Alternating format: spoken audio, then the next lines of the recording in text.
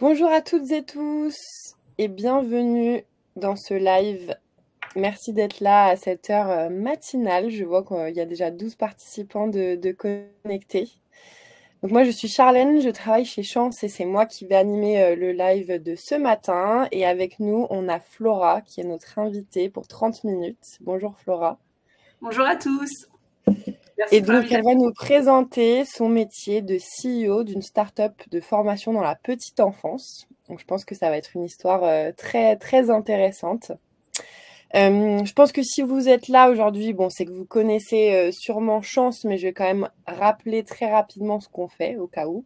Donc, nous, on est une communauté d'entraide professionnelle. Notre but, c'est que les gens trouvent leur place dans la vie professionnelle et ainsi dans la société. Pour cela, on a créé et on anime plusieurs outils du coup pour trouver sa voie, dont notamment notre bilan de compétences, qui est voilà la plus connue de nos offres. Et donc, pour la petite histoire, au sein de notre bilan de compétences, dans la partie d'exploration métier exactement, on incite donc nos talents, les personnes qui font le bilan, à aller explorer différents domaines professionnels, rencontrer des experts métiers, voilà, pour un peu déconstruire leurs croyances ou bien au contraire affirmer leurs croyances sur certains métiers et voir si ça pourrait coller à leurs aspirations ou pas. Donc, à travers les live métiers, c'est ce qu'on essaye de vous proposer, à savoir vous présenter le quotidien professionnel de personnes qui font des métiers divers et variés, donc sur toute la semaine. Voilà, et aujourd'hui, ce sera le métier de Flora.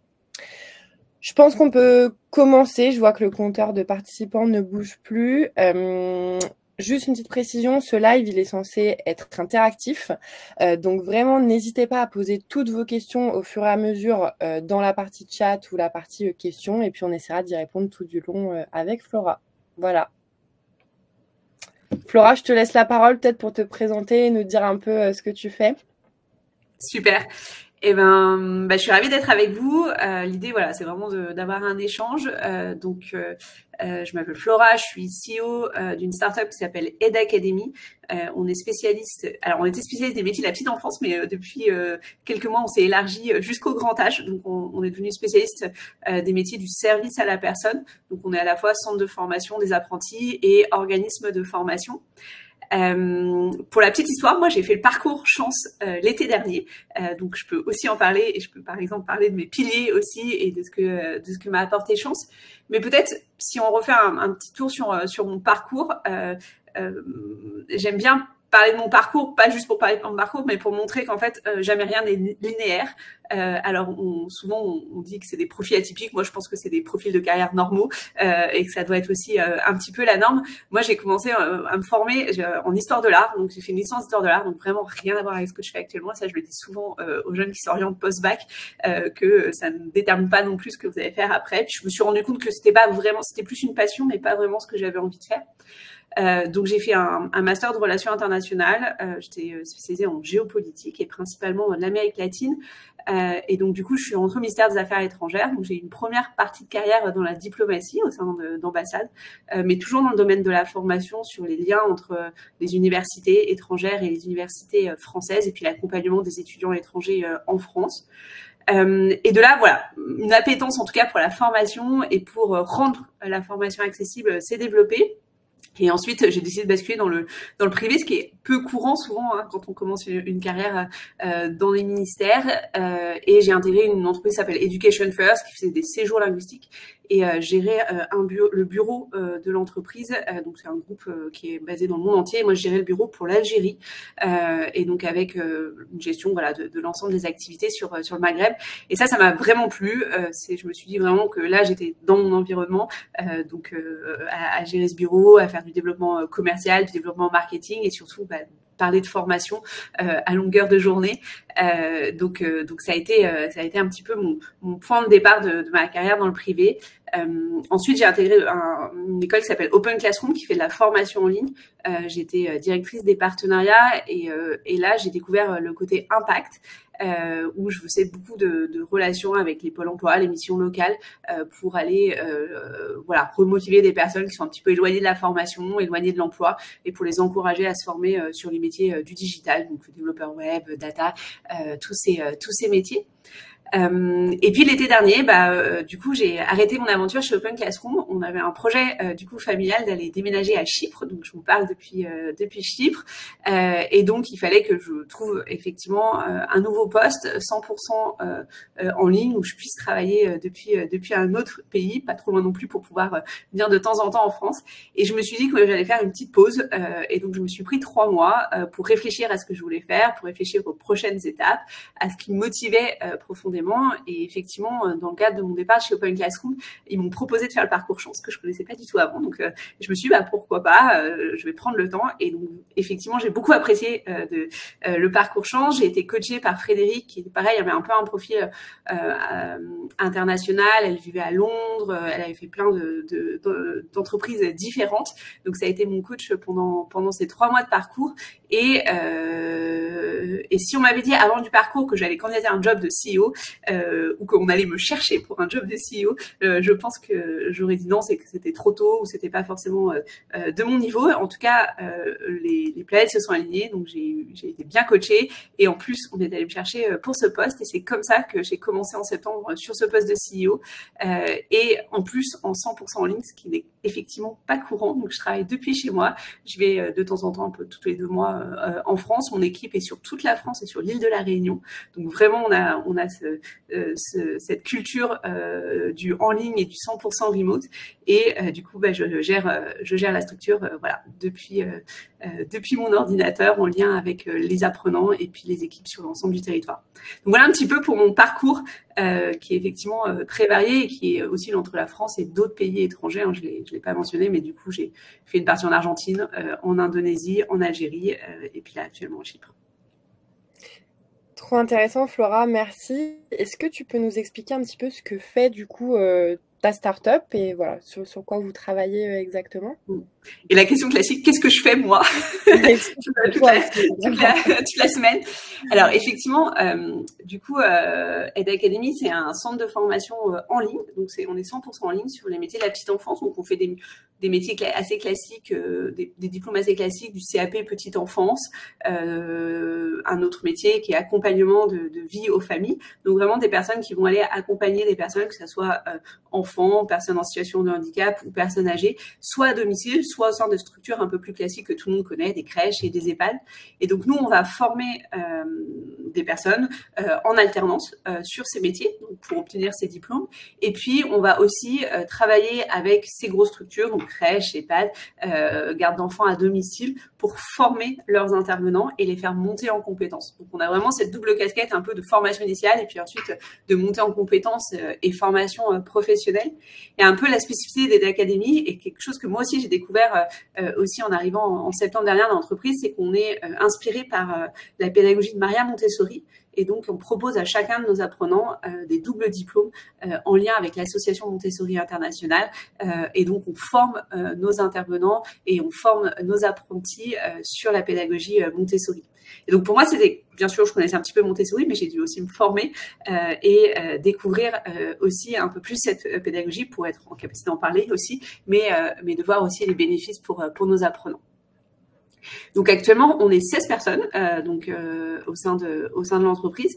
Quand je suis arrivée, on était un peu moins de 5, donc on a eu une forte expansion là sur ces derniers mois.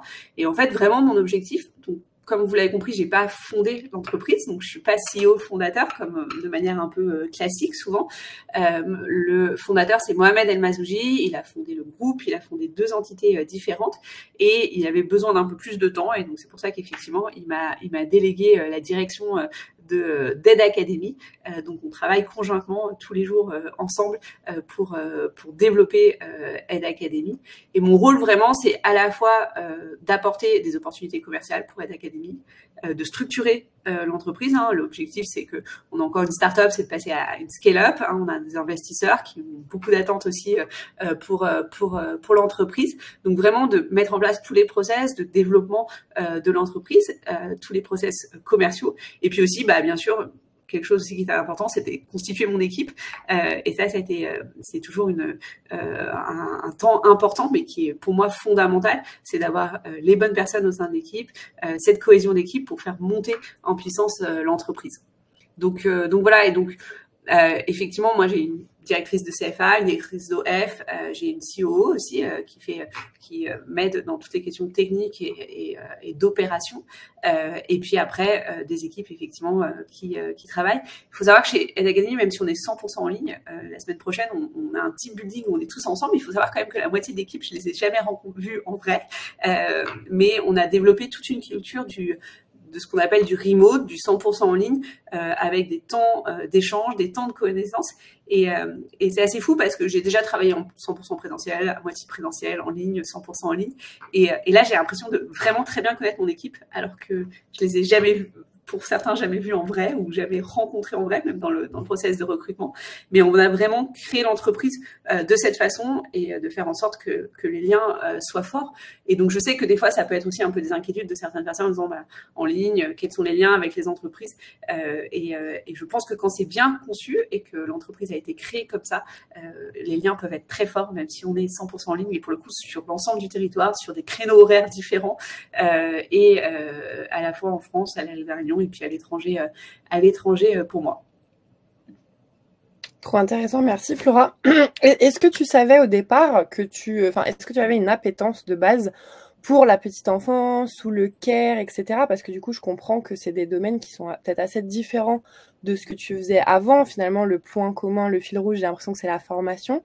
Est-ce que du coup, c'est un domaine qui s'est imposé à toi et voilà, ça a été une opportunité, tu t'es dit, oh, c'est chouette, où il y avait vraiment cette volonté, peut-être à travers le parcours chance, de te rapprocher du care ou de la petite enfance?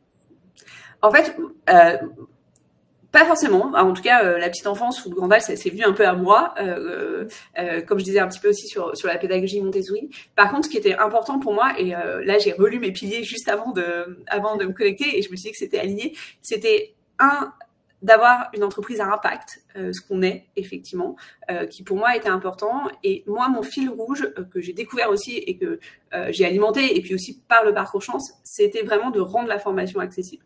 Et actuellement, on a beaucoup de nos apprenants, enfin on est très focus sur les banlieues, sur des personnes qui sont en reconversion, sur des personnes qui n'ont jamais eu de diplôme et qui ont exercé le métier, mais d'essayer de faire en sorte qu'elles aient un diplôme, et que du coup, je dis elles parce que c'est quand même principalement des femmes, qui soient valorisées aussi dans leurs fonctions. On travaille aussi beaucoup avec les zones rurales, parce que forcément, les centres de formation en présentiel sont un petit peu moins présents.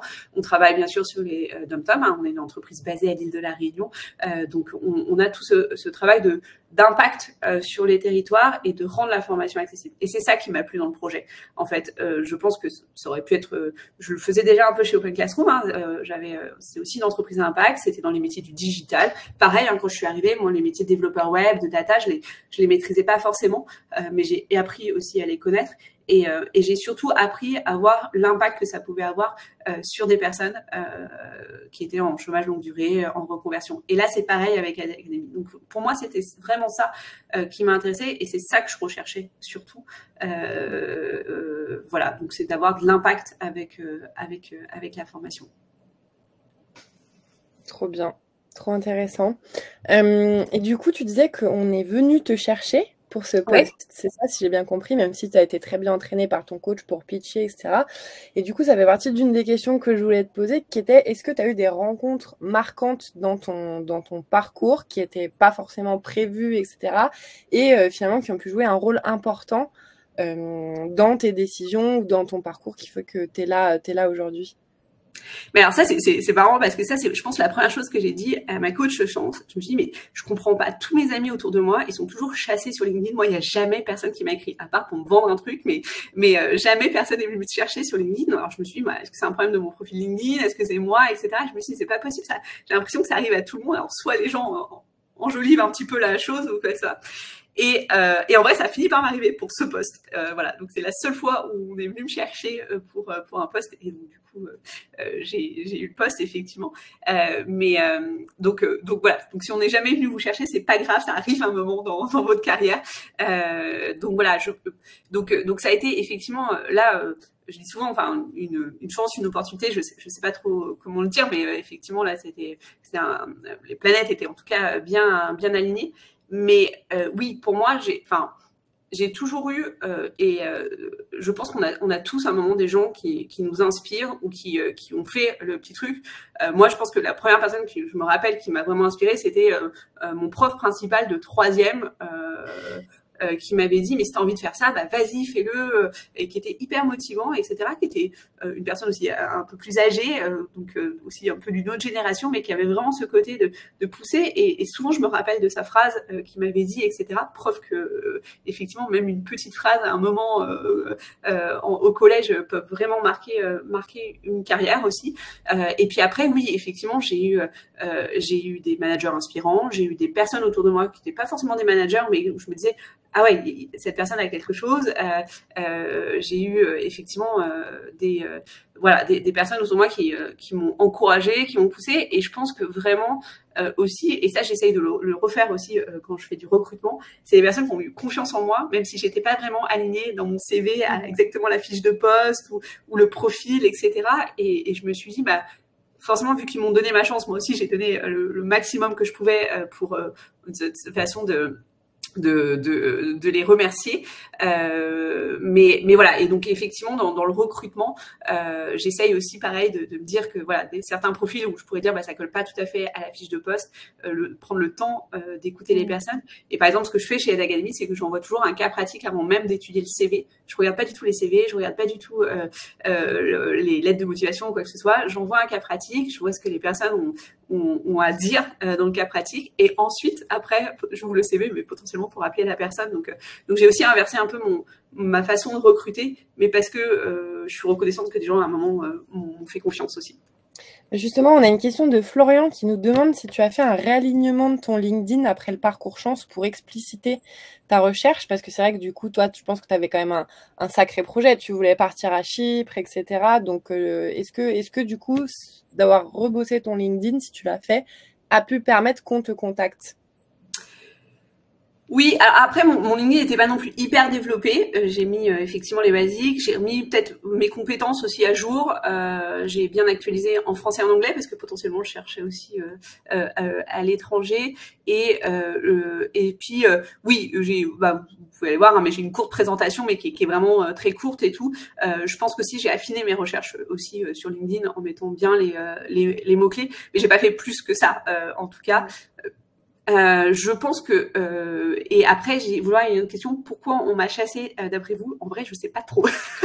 Vraiment je pense qu'effectivement donc Elodie qui m'a contactée avait aussi le profil LinkedIn recruteur, donc elle allait aussi chercher des profils purement dans la formation, donc je pense que c'est aussi pour ça que mon profil est ressorti. Et puis voilà, mais quand elle m'a contactée, elle m'a proposé 2 offres différentes, et c'est marrant parce qu'au début je me suis dit ah bah je pense que mon profil il colle mieux pour la deuxième offre, et donc pas du tout. Au final j'ai été pris pour la deuxième offre, donc ça a vraiment aussi été un accompagnement de sa part.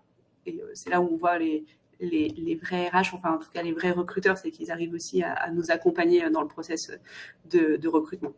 Mais effectivement, quand on m'a contacté, je le dis, enfin, ce syndrome de l'imposteur, il était là. Hein. Je me suis dit clairement, est-ce que j'ai vraiment les épaules pour être CEO? Est-ce que j'ai vraiment toutes les connaissances pour développer une start-up? Est-ce que j'ai les connaissances pour aller lever des fonds, etc. Et donc, quand je commençais à réfléchir un peu comme ça, bien sûr, naturellement, je me disais non, bah, ça j'ai pas. Mais je pense qu'avec du recul, effectivement, il y a des choses que je sais pas faire, que je sais toujours pas faire, mais je suis entourée des bonnes personnes qui savent le faire aussi. Donc c'est ça, hein, être CEO, c'est d'avoir aussi c'est pas de savoir tout, c'est d'avoir les bonnes personnes qui donnent les bons conseils et qui, en tout cas, qui sont spécialistes dans leur métier.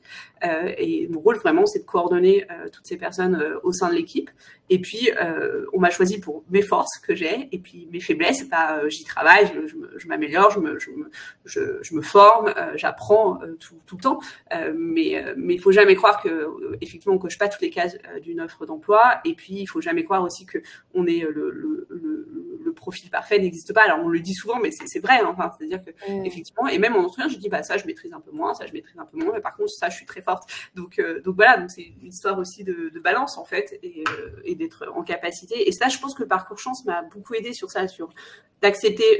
Enfin, de dire ouvertement mes forces et de les clamer haut et fort, et puis d'accepter de dire bah mes faiblesses c'est ça, mais j'en suis consciente, et puis il y a des choses que je sais pas faire, mais on peut se former pour le faire. Alors, on a une question de Nadège qui nous dit quel a été ton premier frein à ton développement professionnel?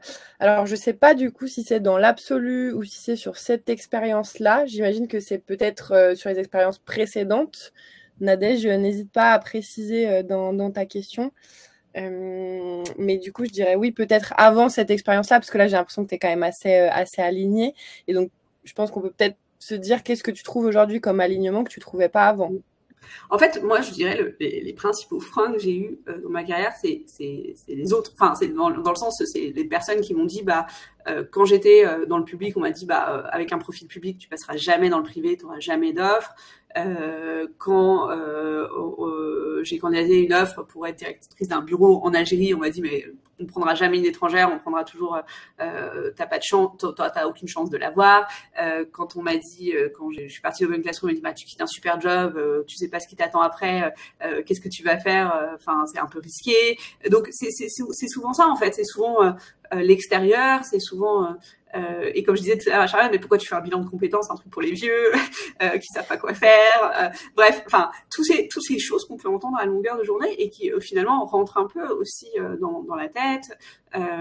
Ensuite effectivement j'ai un petit garçon, donc plein quand même une problématique de femme qu'on me dit souvent en disant mais c'est sûr que tu veux commencer un poste de CEO, est-ce que tu vas voir ton fils, toutes ces choses en fait qu'on nous met tout le temps un petit peu dans la tête tout au long de sa carrière et auquel il faut se battre en fait, et c'est pas tout le temps évident, mais je pense que voilà, et je suis très contente de ne pas avoir écouté tous ces gens parce que c'est le cas. Et puis après je pense qu'il y a aussi des choses peut-être où j'ai écouté les gens et je me suis freinée sur certains points, mais moi je me suis toujours dit, et ça c'est aussi quelque chose que je conseille, c'est que je me suis toujours dit, au pire je candidate, qu'est-ce qui peut m'arriver à cette offre, au pire personne ne me répond, un petit peu d'ego, mais en vrai rien. Donc en fait, quand je me suis dit, cette offre, je me sens de la faire, même si je colle pas sur le profil, etc. Je candidate, je fais les entretiens. Et là, pour avoir ce poste, j'ai fait une dizaine d'entretiens dans plein de boîtes différentes, etc. J'ai passé pas mon seul entretien non plus. Et ça entraîne, ça permet aussi de savoir se parler de soi. Et puis au pire, il n'y arrive rien. Au pire, un peu de déception si au bout du troisième, quatrième entretien, finalement, on se fait refuser. Mais c'est pas grave. Et en fait, je pense que c'est vraiment ça. Mais ça, il faut un petit peu se forcer parce que naturellement, quand on va avoir une offre, on va se dire, ah, c'est peut-être pas pour moi, ou c'est trop élevé, ou j'ai pas le profil. Donc, il faut aussi, outrepasser un petit peu soi-même et ses blocages, ses propres blocages. Tu parlais tout à l'heure de ton fils et du coup ça amène une question que j'avais, je prendrai ensuite la question de Marion. En tant que CEO, est-ce que tu arrives à trouver un équilibre vie pro, vie perso? Parce que je pense que voilà, il y a beaucoup de fantasmes autour de ce métier, de se dire à partir du moment où tu es CEO, tu vis pour ton travail, etc. Comment ça se passe pour toi? En fait, moi, je me suis mis des règles auxquelles je tiens, qui sont des règles personnelles et qu'on essaie de travailler ensemble aussi avec l'équipe. Alors déjà, par exemple, moi, j'ai une heure de décalage. Donc, du coup, si je veux m'arrêter à 18h, mon fils, il est en vie entre 18h et 19h30, il se couche à 19h30, donc j'ai 1h30 de créneau avec lui. Et donc, moi, depuis le début, donc c'est en France, ça correspond à 17h, 18h30. Autant vous dire que c'est toujours un créneau où on a l'impression toujours de devoir se cacher pour partir. Et moi, je l'ai dit depuis le début, j'ai dit à partir de 17h, je prends plus de réunion et je suis plus connectée entre 17h et 18h30 parce que c'est mon 1h30 avec mon fils le soir et que c'est précieux et que ça va aussi de ma santé mentale et aussi du coup l'impact sur mon équipe. Donc ça, je l'ai mis et je m'y tiens tous les soirs. C'est le cas. Donc effectivement, c'est ça. Je dis pas que je retravaille pas le soir quand il y a les urgences, etc. Mais par exemple, quand je travaille le soir, je programme mes messages. Donc mes équipes reçoivent pas le message, ils le reçoivent le lendemain, pour pas que ça aussi impacte mon rythme, impacte effectivement le rythme des équipes aussi, et qu'ils reçoivent des notifications ou des choses comme ça un peu tardivement. Et donc on s'est mis un peu cette règle aussi au sein de l'équipe d'avoir cette flexibilité. De chacun, parce que chacun a des familles, a des envies perso, des passions. Donc moi, j'ai des personnes, par exemple, qui n'ont pas travaillé une après-midi, mais qui vont plus travailler les jours parce que j'ai une personne dans mon équipe qui est coach pour une équipe de volleyball pour enfants et c'est un peu sa passion. Donc voilà. Donc du coup, on a vraiment équilibré un peu le planning de chacun en fonction de sa vie perso et de ses passions. Donc on reste flexible sans impacter les autres. Et après, mon autre, donc effectivement, j'ai des amplitudes horaires qui sont quand même assez importantes. Je commence à 8h, je fais souvent des journées continues, mais mon autre règle, c'est de toujours déjeuner. Moi, si je mange pas le midi, je survis pas. Donc ça, et donc j'ai ma pause déjeuner qui est bloquée dans mon agenda, et donc personne peut prendre des rendez-vous, et je fais une vraie pause, et je ne mange jamais devant mon ordinateur. Donc ça, c'est une autre un peu hygiène de vie que je me suis mis pour déconnecter aussi et pas être complètement happée, parce qu'effectivement, je pourrais travailler non-stop. Et après, notre règle ensemble, c'est on travaille pas le week-end. Moi, c'était aussi un critère chance. Donc j'ai mes 2 jours focus famille et perso qui sont vraiment bloqués. Et donc voilà. Mais après, c'est aussi des choix personnels. Moi, ça me dérange pas de retravailler le soir, de travailler plus tard, d'avoir vraiment des semaines intenses sur du lundi au vendredi, et puis d'être complètement déconnecté sur le week-end.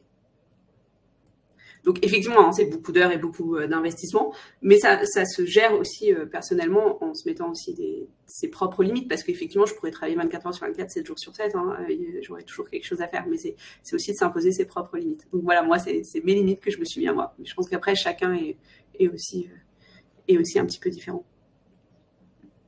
Très clair, merci beaucoup. On avait une question de Marion, du coup. Quels sont les profils de tes équipes de formateurs? Donc j'imagine que Marion doit être intéressée par la formation aussi. Ouais. Alors en fait, dans mon équipe, donc effectivement, on a différents profils. On a plus des ingénieurs responsables pédagogiques, donc qui sont en charge effectivement de la conception, et ensuite nos formateurs, ils sont en freelance. Donc, du coup, on va embaucher les formateurs en fonction des projets qu'on a de formation, en fonction des besoins, en fonction du développement des formations. Donc, on va vraiment aller chercher telle compétence pour tel sujet qu'on a besoin. Donc, tous nos formateurs sont en freelance. Donc, nos équipes fixes chez l'Académie, on a directeur CFA, coordinateur pédagogique, hein, c'est les personnes qui vont faire le suivi avec nos apprenants, ingénieur responsable pédagogique pour le contenu et le développement. Et puis, on a aussi un peu des métiers un peu plus spécialisés. Hein. On est 100% en ligne, donc on a une personne qui gère notre plateforme 100% en ligne. On a des profils qui vont être un peu plus chargés d'admission pour tous nos process de recrutement, et puis des profils aussi un petit peu plus administratifs.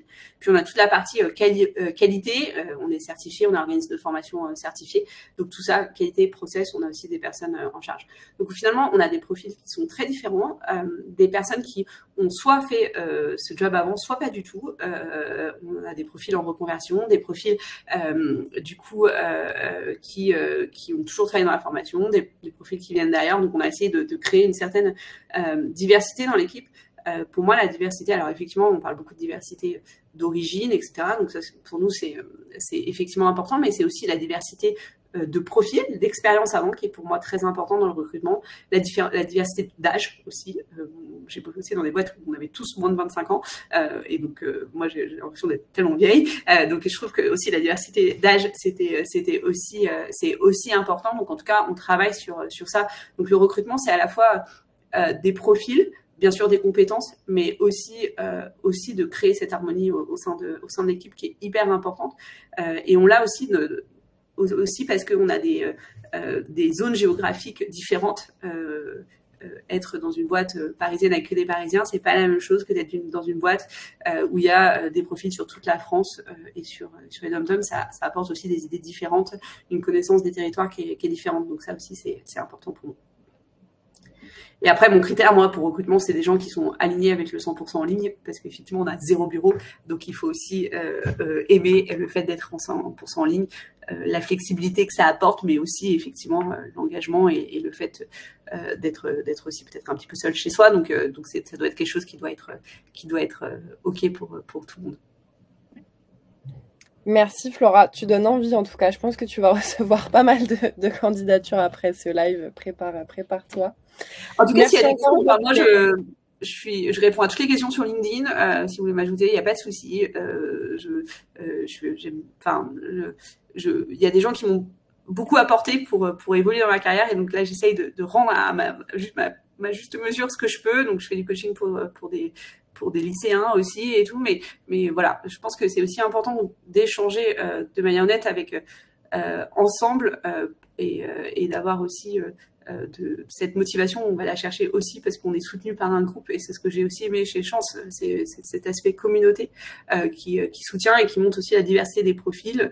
nos faiblesses, nos forces de chacun et voilà, qui nous permet aussi de s'entraider entre nous. Et ça, je pense que c'est hyper important. Donc, ayez autour de vous une communauté qui soit positive et qui vous fait, voilà, qui vous donne la bonne image de vous et qui vous aide aussi à développer votre projet. Merci Flora, c'était un superbe mot de la fin et tu fais une transition parfaite parce que j'allais justement, il est 9h30, malheureusement on va devoir s'arrêter. Dommage parce que c'était ultra intéressant, on aurait pu continuer des heures je pense. Pour tous ceux qui nous regardent, si vous n'avez pas encore rejoint la communauté d'entraide Chance, justement c'est le moment. Je vous mets le lien dans le chat juste ici. C'est gratuit, ça prend 3 minutes, comme son nom l'indique. L'idée, c'est que vous puissiez aider des personnes qui pourraient avoir des besoins de coups de pouce professionnels, prendre un café avec quelqu'un qui a des questions, juste passer un petit coup de fil, etc., etc. Et même vous, demander de l'aide si vous en avez besoin pour faire des explorations métiers, rencontrer des professionnels.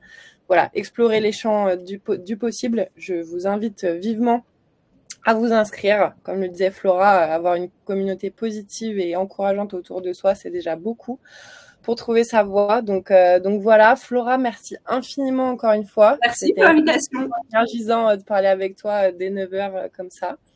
Et puis plein de bonnes choses pour la suite et j'espère qu'on se recroisera du coup. Avec plaisir. Une bonne journée à tous.